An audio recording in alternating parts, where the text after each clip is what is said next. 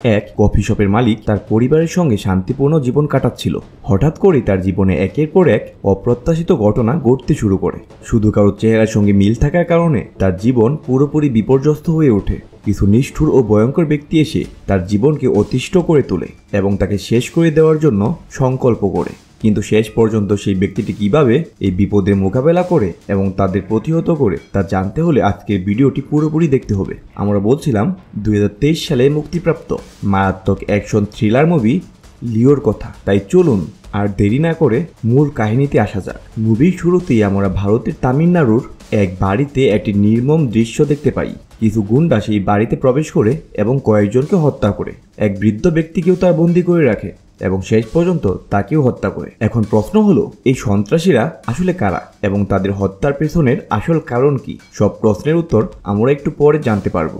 পরবর্তী দৃশ্যে আমরা দেখতে পাই হিমাচল প্রদেশের একটি গ্রামে হঠাৎ একটি হায়না মানুষের উপর আক্রমণ চালায়। গ্রামের মানুষরা প্রচণ্ড আতঙ্কিত হয়ে দৌড়াদৌড়ি করতে থাকে। হায়নাটি অনেক মানুষকে আক্রমণ করে আহত করে। পরিস্থিতি নিয়ন্ত্রণের বাইরে চলে গেলে ফরেস্ট অফিসাররা হায়নাটিকে উদ্ধার করার চেষ্টা করে, কিন্তু তারা কিছু করতে পারে না।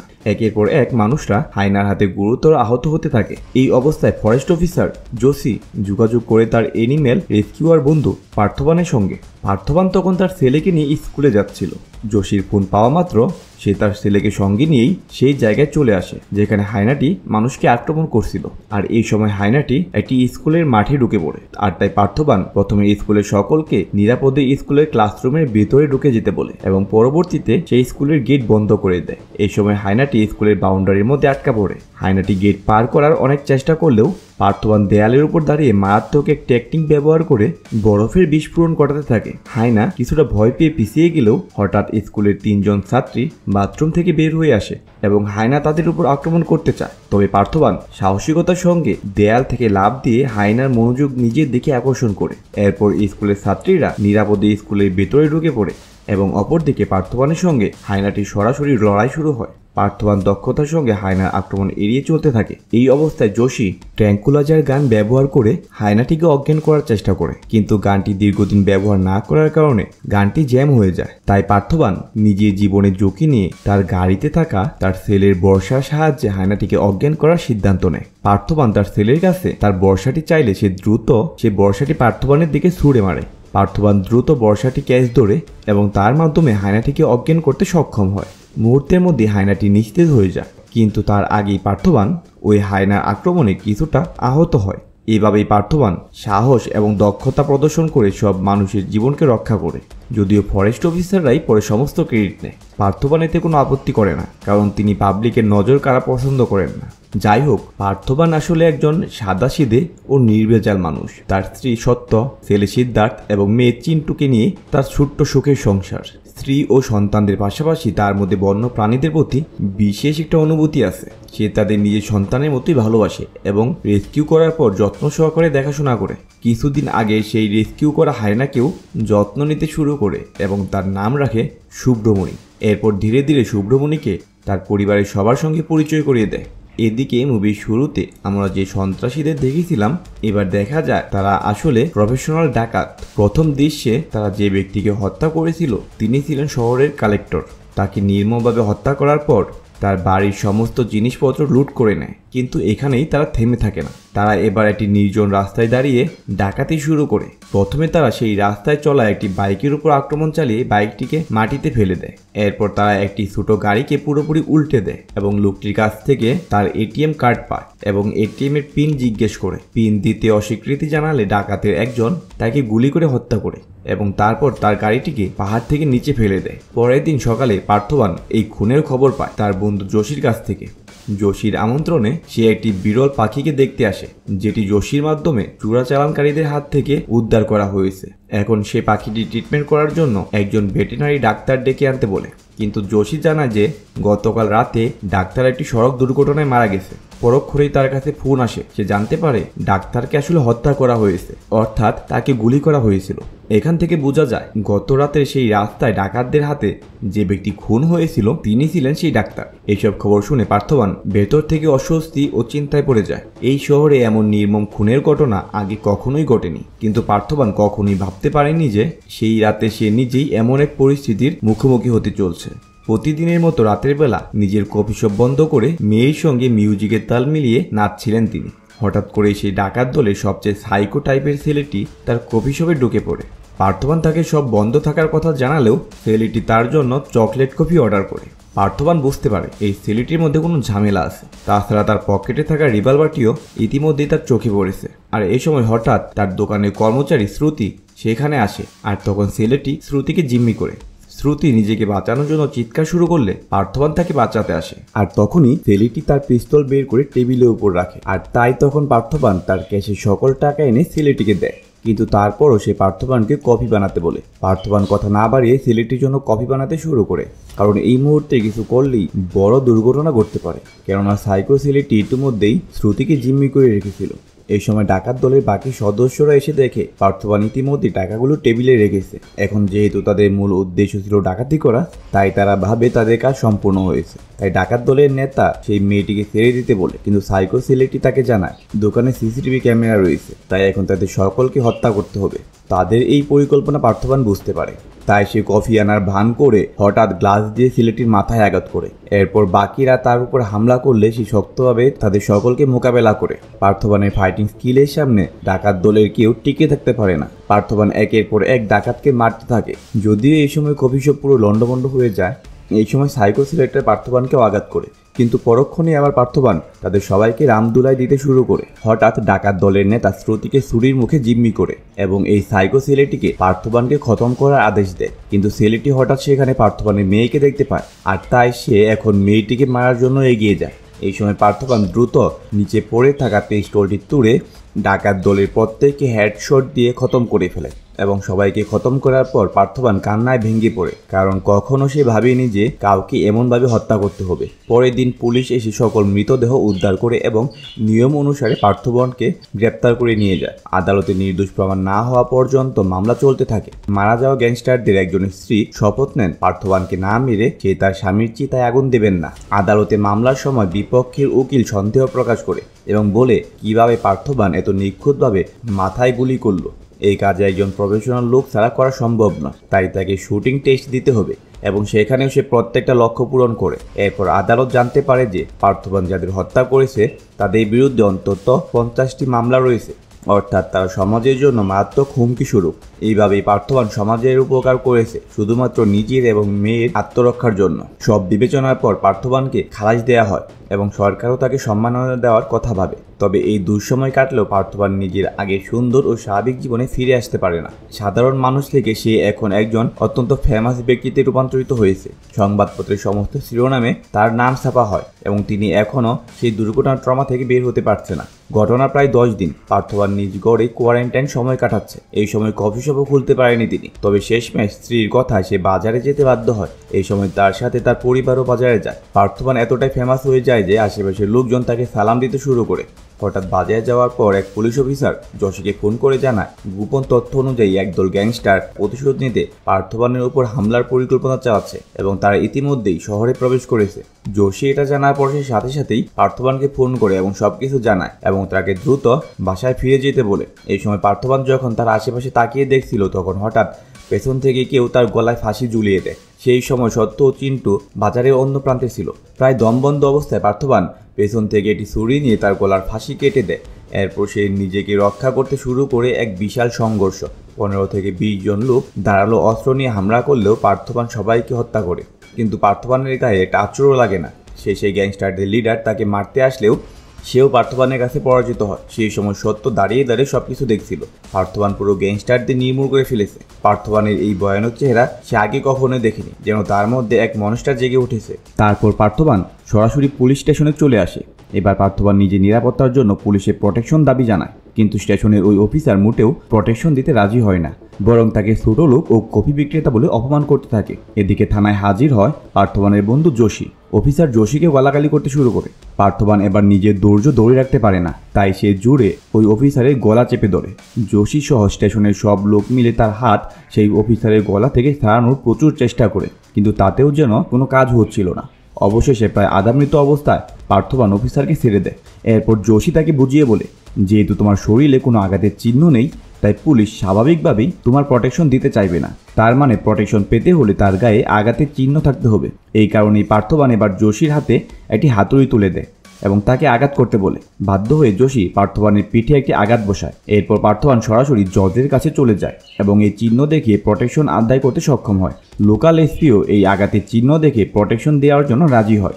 আর এই সময় পার্থবানের কথা মতো তার গ্রামের একজন পুলিশকে পাঠানো হয়। কিন্তু যে পুলিশকে প্রোটেকশন দিতে পাঠানো হয়েছে তাকে দেখে পার্থবান অবাক হয়ে যায়, কারণ এই সেই পুলিশ যিনি কাইতি মুভিতে প্রায় 40 থেকে 50 জন গুন্ডাকে একাই মেরেছিল। তার কৃতিত্বের কারণেই তাকে প্রমোশন দিয়ে একজন হাই স্কিল অফিসার বানিয়ে দেওয়া হয়েছে। প্রোটেকশনের জন্য পার্থবান যখন তাকে পায় তখন ভাবতে থাকে যে এই মোটা সহজ সরল লোকটা কিভাবে এই 40 থেকে 50 জন ভয়ঙ্কর গুন্ডাকে হত্যা করেছিল। তবু পার্থবান তাকে নিজের নিরাপত্তার জন্য রেখে দেয়। পরের দিন অনেকদিন বন্ধ থাকা কফি শপটি পুনরায় খুলে নতুনভাবে সেট আপ করতে শুরু করে। হঠাৎ কাজের ফাঁকে একজন লোক তার ছবি তুলে পালিয়ে যায়। সেই ছবি পরে অন্য একজনের হাতে চলে যায়, যিনি ছিলেন একজন গ্যাংস্টার। সেই ছবি তার বস অ্যান্থনির কাছে নিয়ে আসে। অ্যান্থনি ছিলেন আরও বড় গ্যাংস্টার, নিয়মিত মানুষ মারাই যার কাজ। কিন্তু পার্থবানের ছবি দেখে তার চোখ কপালে উঠে যায়। সঙ্গে সঙ্গে সে একটি পুরাতন ছবির ফ্রেম নিয়ে আসে এবং ফ্রেমের কাজ ভাঙতে শুরু করে। ফ্রেমের ভেতরে রাখা ছবিটি পার্থবানের। প্রশ্ন ওঠে, পার্থবানের ছবি এখানে কিভাবে আসলো? তাহলে পার্থবান কি নিজেই একজন গ্যাংস্টার? অ্যান্থনি যখন ছবিটি দেখায় সঙ্গে সঙ্গে অনেকগুলো গাড়ি বেরিয়ে পড়ে। বাস্তবে ছবির ব্যক্তির নাম লিও দাস, যিনি অ্যান্থনির ছেলে। এই সময় অ্যান্থনি তার কিছু লোককে পাঠায় পার্থবানকে দৌড়ে আনার জন্য। একজন অ্যান্থনিকে প্রশ্ন করে তার জন্য কতজন লোক লাগবে। তখন অ্যান্থনি উত্তর দেয়, যদি সে পার্থবান হয় তাহলে 4 জনই যথেষ্ট, আর যদি সে লিও হয় তাহলে তার জন্য 400 লোকও কম পড়বে। এখন প্রশ্ন হচ্ছে, এই লিওকে?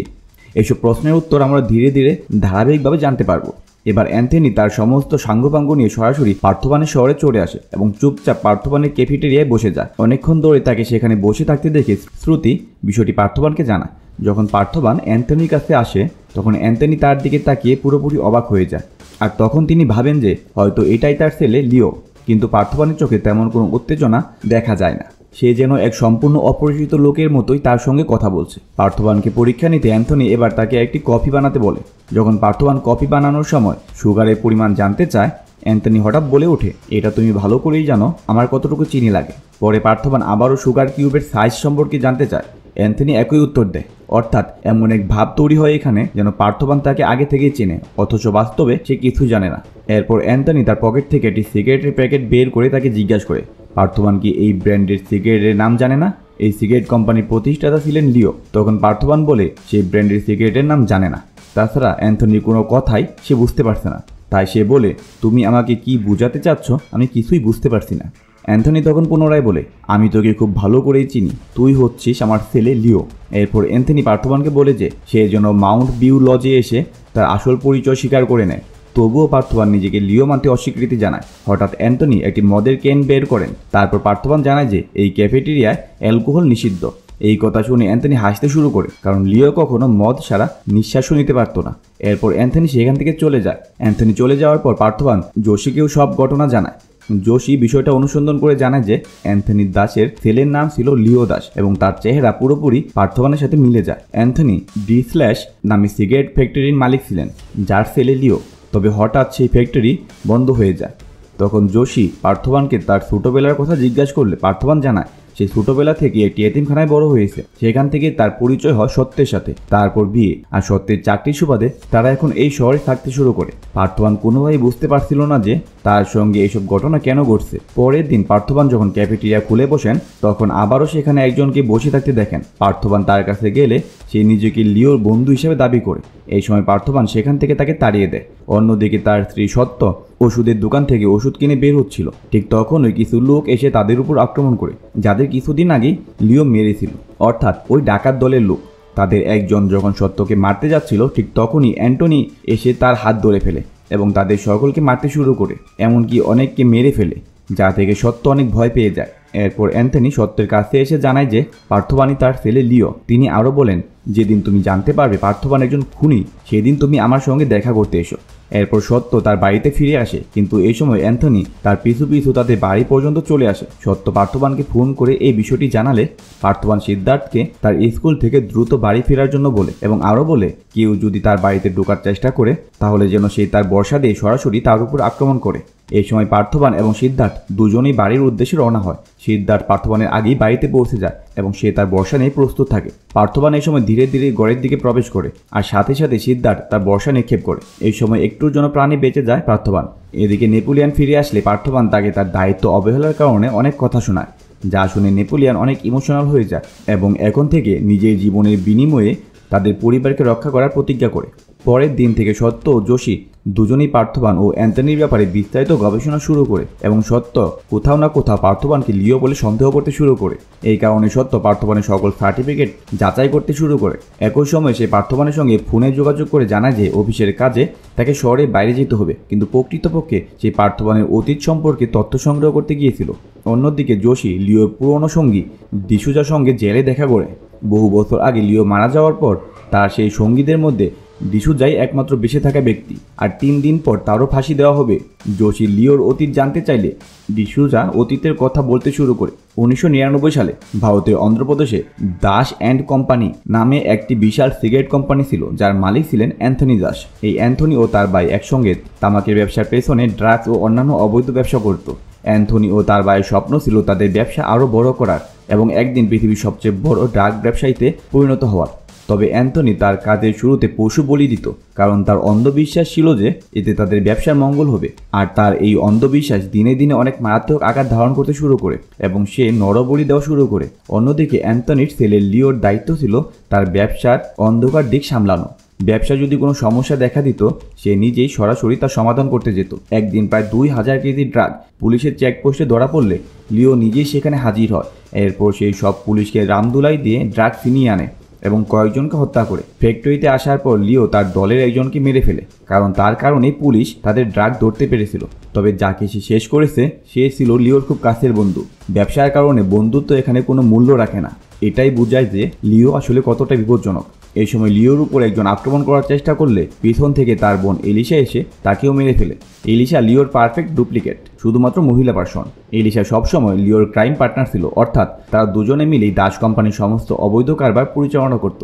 তাদের বাবা অ্যান্থনি ক্রমেই কুসংস্কারের দিকে আরও প্রভাবিত হচ্ছে, আর এই কাজে সে সবসময় একজন জ্যোতিষীর উপদেশ মেনে চলত, কেননা তার বিশ্বাস ওই জ্যোতিষীর উপদেশ অনুযায়ী চলেই তার ব্যবসা বৃদ্ধি পেয়েছে। আর এখন সে তার ব্যবসা আরও বহুগুণ বৃদ্ধি করার জন্য একজন বিশেষ কুণ্ডলীর মানুষকে বলি দেওয়ার জন্য খুঁজছে। আর এই সময় জ্যোতিষী তাকে বলে লিও এবং এলিসার মধ্যে সেই বিশেষ কুণ্ডলী রয়েছে যা এতদিন ধরে তারা খুঁজছিল, এবং অ্যান্থনিকে তাদের দুজনের মধ্যে যে কোনো একজনকে বলি দিতে হবে, অর্থাৎ নিজের ছেলে বা মেয়ের মধ্যে যে কোনো একজনকে ত্যাগ করতে হবে কুসংস্কার রক্ষার জন্য। অ্যান্থনির অন্ধবিশ্বাস এতটাই প্রবল ছিল যে সে তার সন্তানকে বলি দেওয়ার সিদ্ধান্ত নেয়। অ্যান্থনির ভাই অ্যান্থনিকে লিওর কথা জানায়, কিন্তু অ্যান্থনি বেছে নেয় এলিসাকে। কিন্তু সে ভালোভাবেই জানে লিও এটা কোনোদিনও মেনে নেবে না। তাই তারা প্রথমে লিও এবং এলিসাকে ড্রাগ দিয়ে অজ্ঞান করে বেঁধে ফেলে এবং জ্ঞান ফেরার পর লিওকে সে তার সিদ্ধান্ত জানায়। এটি শুনে লিওর মাথা পুরো খারাপ হয়ে যায়। সে বলে ওঠে, আমরা দুজন আমাদের হাতে কত মানুষ মেরেছি শুধু তোমার ব্যবসার জন্য। এখন যদি এলিসার কোনো ক্ষতি হয় আমি এই পুরো ফ্যাক্টরি জ্বালিয়ে দেব। কিন্তু সাইকো অ্যান্থনি উন্মাদের মতো এলিসাকে লিওর সামনেই মারতে আসে। লিও তা দেখে নিজেকে ধরে রাখতে পারে না, তাকে বেঁধে রাখা চেয়ার ভেঙে সে সকলকে মারতে শুরু করে। এলিসাকে বাঁচাতে এই সময় লিও অ্যান্থনির পুরো গ্যাংয়ের সাথে ভয়ঙ্কর যুদ্ধে জড়িয়ে পড়ে। এই সময় কিছু লোক লিওর পক্ষেও ছিল। পরবর্তীতে লিও ফ্যাক্টরির অনেক ড্রাগ জ্বালিয়ে দেয়। এতে হেডলট অর্থাৎ অ্যান্থনির ভাই পাগল প্রায় হয়ে ওঠে। এরপর সে এলিসাকে জিম্মি করে এবং পরবর্তীতে লিওর সামনেই তার বোন এলিসাকে গলা কেটে হত্যা করে। লিও তার বোনকে এই অবস্থায় দেখে ছুটে এসে বাঁচানোর চেষ্টা করলেও এলিসা তার কুলেই মারা যায়। পাগলের মতো লিও হেডলটের দিকে ছুটলেও পেছন থেকে অ্যান্থনি তাকে গুলি করে। ডিসুজার কথা অনুযায়ী লিও এখানেই মারা গিয়েছিল। এইভাবে অ্যান্থনি শুধুমাত্র নিজের ব্যবসার স্বার্থে নিজের 2 সন্তানকে শেষ করে ফেলে। ডিসুজা যখন লিওর গল্প শোনায় যোশী বুঝতে পারে যে লিও মারা গেছে, অর্থাৎ পার্থবান অবশ্যই লিও নয়। অন্যদিকে সেই সময় সত্য পার্থিবানের শৈশবকালীন এক বন্ধুর কাছ থেকে তার সমস্ত ব্যাপারের খোঁজখবর নিতে শুরু করে। এদিকে পার্থবান হঠাৎ জানতে পারে যে তার ক্যাফেটেরিয়ায় একজন ঝুলন্ত ব্যক্তির লাশ পাওয়া গেছে। এটি সেই ব্যক্তি যে তার দিকে তাকিয়ে চিৎকার করে বলেছিল, আমি আমার বন্ধুকে পেয়েছি, এবং ছবি তুলেছিল। আর এখানে বোঝা যাচ্ছে এই লোকটিকে যে হত্যা করেছে সে আর কেউ নয়, বরং অ্যান্থনি। অন্যদিকে গড়ে পৌঁছে সে হাতে নেয় সেই সার্টিফিকেটের ফাইলটি যা গতদিন নেপোলিয়ান তার হাতে দিয়েছিল, যা সত্যকে কেউ পাঠিয়েছিল। পার্থবান দেখে যে সত্য তার সমস্ত সার্টিফিকেট পরীক্ষা করিয়েছে, এমনকি হ্যান্ডরাইটিং পর্যন্ত যাচাই করা হয়েছে। সবকিছু দেখে পার্থিবানের মন পুরোপুরি ভেঙে যায়। সত্য ফিরে আসার পর পার্থবান তার হাতে ফাইলটি তুলে দিয়ে কাঁদতে থাকে। ওই ফাইলে সব সার্টিফিকেট প্রমাণ সাপেক্ষে রিয়েল ছিল, কিন্তু সত্য যে তার উপরে এইভাবে সন্দেহ করবে সে তা কল্পনাও করতে পারেনি। সত্য তাকে জানায় যে সে শুধুমাত্র আশেপাশের লোকজনের কটু কথা থেকে রক্ষা পেতে প্রমাণ সংগ্রহ করার চেষ্টা করছিল, কারণ সবাই এখন পার্থিবানের প্রতি সন্দেহমূলক দৃষ্টিতে তাকিয়ে থাকে। সে এখনও পার্থিবানকে আগের মতোই ভালোবাসে। এরপর হঠাৎ আবার পার্থিবানের কাছে অ্যান্থনির কল আসে। অ্যান্থনির কল ধরলে অ্যান্থনি বলে যেহেতু পার্থিবান তার সাথে দেখা করতে আসেনি, তাই সে নিজে এখানে এসেছে। বাইরে থেকে নেপোলিয়নের চেঁচামেচি শোনা যায়, যা বোঝায় সে তাদের আটকানোর চেষ্টা করছে। হঠাৎ অ্যান্থনি পার্থিবানকে বলে, তোর ছেলে এখন কোথায় আছে, খুঁজে দেখ। পার্থিবান যখন সিদ্ধার্থকে তার ঘরের ভেতরে দেখতে পায় না, তখন বুঝতে পারে যে সিদ্ধার্থ এখন অ্যান্থনির হাতে। এরপর অ্যান্থনি বলে, আজ থেকে ঠিক 20 বছর আগে এই দিনে আমি তোর বোন এলিসাকে খতম করেছিলাম। চিন্তা কর আজ কেন আমি তোর ছেলেকে তুলে নিচ্ছি। এই কথায় অ্যান্থনির ভয়ঙ্কর উদ্দেশ্য স্পষ্ট হয়। এরপর সেই সমস্ত দলবল নিয়ে সেখান থেকে চলে যায়। এ সময় পার্থিবান তার ছেলেকে বাঁচাতে বেরিয়ে পড়ে। তার সাথে যোগ দেয় নেপোলিয়ান, যিনি প্রতিশ্রুতি দিয়েছিলেন পার্থিবানের পরিবারকে নিজের জীবন দিয়ে হলেও রক্ষা করবে। পার্থিবান এবার নেপোলিয়নের বন্দুক হাতে নিয়ে বাইক চালানোর সময় গাড়িগুলোর দিকে গুলি করতে থাকে। গুলি করতে করতে সে কয়েকটি গাড়ি ধ্বংস করে।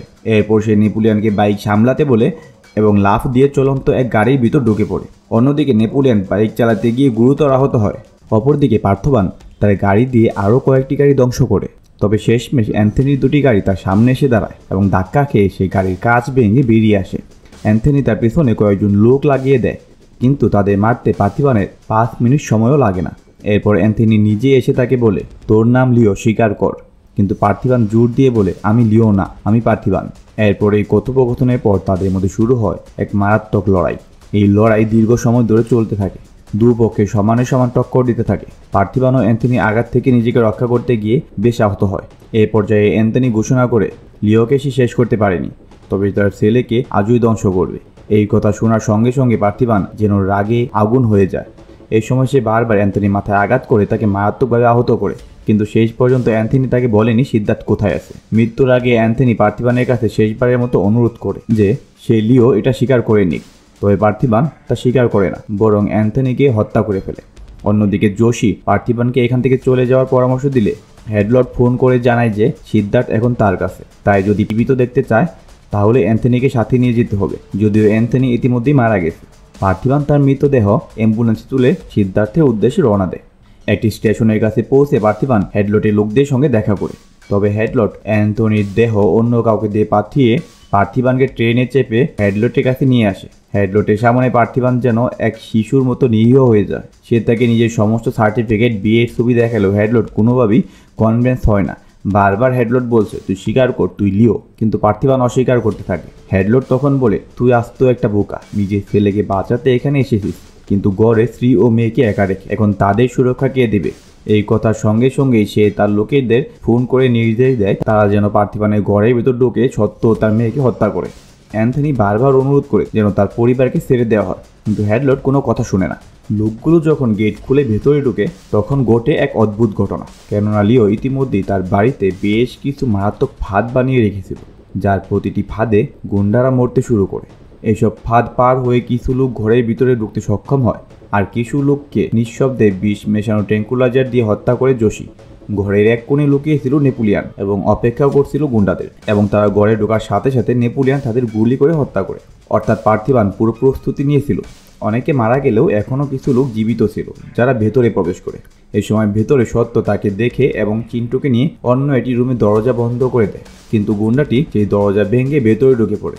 এদিকে হেডলট বারবার তার লোকদের ফোন করলেও কেউ ফোন ধরছিল না, কেননা তারা সবাই মারা গেছে। পরবর্তীতে ওই গুন্ডাটি ফোন ধরার পর জানায় যে পার্থিবান তার বাড়িতে বিভিন্ন ফাঁদ তৈরি করে রেখেছিল যাতে তাদের সকল লোক মারা গেছে, কিন্তু সে এটাও জানায় যে পার্থিবানের স্ত্রী এবং তার মেয়ে এখন তার সামনে।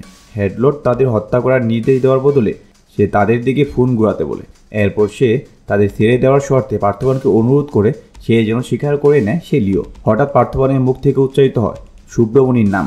সাথে সাথে একটি ঘর থেকে বেরিয়ে আসে সেই পালিত হায়না শুভ্রমণি। এরপর শুভ্রমণি ওই গুন্ডার উপর ঝাঁপিয়ে পড়ে এবং তাকে মেরে ফালা করে দেয়। ফলে সত্যকে মারতে ব্যর্থ হওয়া হেডলট রেগে গিয়ে পার্থিবানের উপর আক্রমণ শুরু করে। এরপর শুরু হয় তাদের দুজনের মধ্যে এক মারাত্মক লড়াই, এবং এই লড়াই বেশ কিছুক্ষণ দীর্ঘ হয়। অবশেষে হেডলট যখন পার্থিবানের সাথে পেরে উঠছিল না, তখন সে বলে, আমি বুঝেছি তুই লিও না, চল ঝামেলা এখানেই শেষ করি। কিন্তু পার্থিবান তাকে অবাক করে দিয়ে তার পুরাতন ভাতিজা লিওর মতো হাসতে থাকে। পুরো সময় পার্থিবান বিষয়টি অস্বীকার করলেও এবার তার মধ্যে ঠিকই জেগে উঠেছে সেই পুরাতন লিও, অর্থাৎ পার্থিবনই হলো আসল গ্যাংস্টার লিও। এরপর সে নিজের পুরনো স্টাইলে রিভলভারের কারসাজি দেখানোর পর ফাইনালি হেডলটকে খতম করে দেয়। এরপর সে তার ছেলে সিদ্ধার্থের কাছে গিয়েও তাকে উদ্ধার করে। সব কাহিনী শেষ হবার পর লিও অ্যান্থনির পুরো ফ্যাক্টরিতে আগুন জ্বালিয়ে দেয়। এরপর সিদ্ধার্থের কাছ থেকে প্রমিস নেয় যেন সে তার মাকে এসব কিছু না জানায়। বাড়ি ফিরে সে যখন তার বাড়ির গেট বন্ধ করছিল তখন হঠাৎ তার কাছে একটি ফোন আসে, আর এই সময় লোকটি তাকে লিও বলে ডাকে। তার মানে এই লোকটি তার আসল পরিচয় জানে। এই সময় ওই লোকটিকে দেখানো না হলেও তার কণ্ঠস্বর শুনে মনে হয় সে আসলে বিক্রম মুভির নায়ক বিক্রম। আর এখানেই মূলত মুভিটির গল্প শেষ হয়।